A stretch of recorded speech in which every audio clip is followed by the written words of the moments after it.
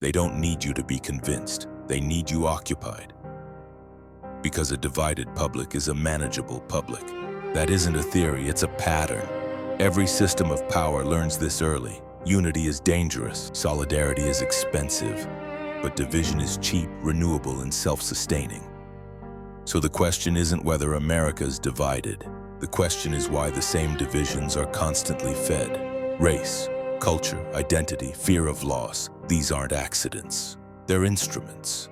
When material conditions worsen, when wages stagnate, when housing disappears, when healthcare stays out of reach, someone has to absorb the anger. It can't be the system. That would be inconvenient, so the anger gets redirected. Downward, sideways, anywhere but up. This is where racial anxiety becomes useful. Because fear doesn't require data. It requires stories. Stories about replacement, stories about blame, stories about who's getting something you're not. That's why grievance politics works even when the numbers don't support it. Loss of dominance gets reframed as loss of dignity, and dignity feels personal. So when leaders say white Americans are being treated very badly, or that they no longer need to apologize for being white, they aren't describing material reality. They're addressing emotional reality. They're saying, you are not wrong to feel displaced. You are not wrong to feel angry, and we see you. That reassurance creates loyalty faster than policy ever could.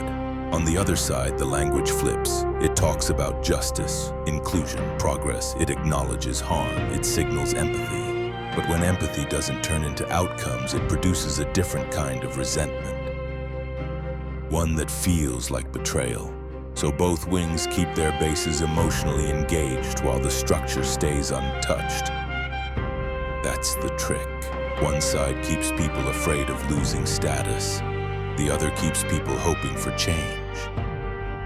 Fear and hope, both powerful, both distracting, and neither requires delivery. That's why minority communities remain stuck decade after decade.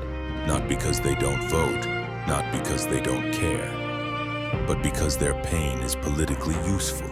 It mobilizes one side. It morally flatters the other, but it never gets resolved because resolution would remove the fuel. Power doesn't divide people. It fears. It divides people it already knows won't unite. That's why every election feels existential, and every result feels hollow. The fight is loud because it has to be. Silence would give people time to notice who isn't arguing at all. The people who actually benefit don't shout. They don't trend. They don't campaign. They wait. They let the wings tear at each other while the bird keeps moving forward. And this isn't about shaming voters. It's about recognizing the machine.